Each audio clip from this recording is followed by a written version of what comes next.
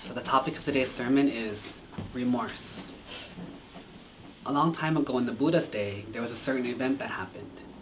A very, very rich man invited the Buddha and his monks to come have lunch at his house or his palace.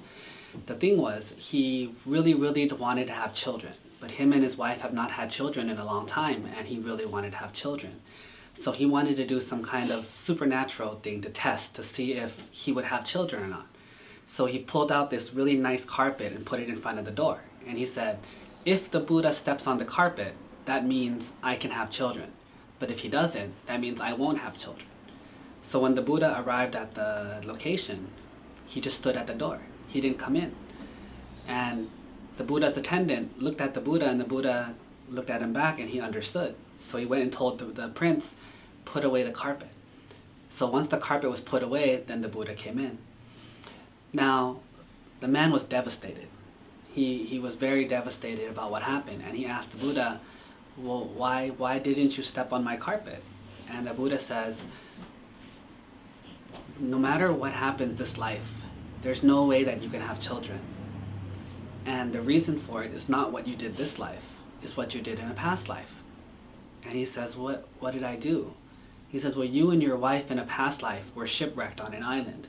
You were on a boat, the boat went over, broke down, and you floated onto an island. When you were on that island, you were barely surviving. However, you found like a big nest of birds, and you ate the birds.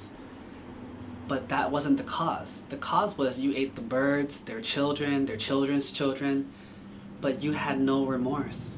You were happily enjoying and being so delicious in what you ate. And because of that reckless, careless, remorseless action, this life, you don't get to have children.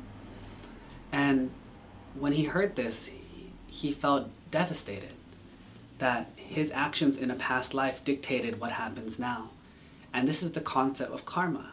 So the point that I wanted to point out to you today is not only the karma that affects you now, but the Buddha didn't say that eating the animals will cause you not to have children. If you pay attention, what did he say? It was the heartlessness. Eating animals or eating food is part of survival. However, the heartlessness of eating it and feeling happy and excited and looking forward to killing the animals to eat their food, eat their meat, eat their children, and not caring about what you did, that's the difference.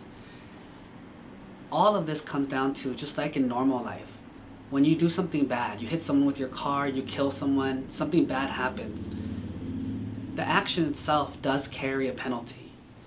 But in court, they always try to find out one thing. What is your intention? What was your mindset? Were you under duress? And what that means is, did someone force you? Did someone make you have to do this? Did the situation become so scary that you have to do this? If so, you get punished less. Like, for example, if somebody kidnapped your daughter and forced you to rob a bank, you're still going to get in trouble for robbing the bank. But there was extenuating circumstances. They won't put you in jail for as long because you were forced to do it. If given the opportunity, if given the chance, would you still do it? If the answer is no, then you have less chance of getting in trouble. This is the same thing. We do things in life, and we have to try to learn to have sympathy and compassion for other beings. It doesn't mean we can't play games. It doesn't mean we can't travel or have fun. It doesn't mean that we can't eat meat. It just means that you have to have a heart and have a soul. Have compassion. Have understanding for the people around you, because that is what will give you the bigger penalty and the bigger reward. The cleaner your heart is, the better the results and the better your karma will be.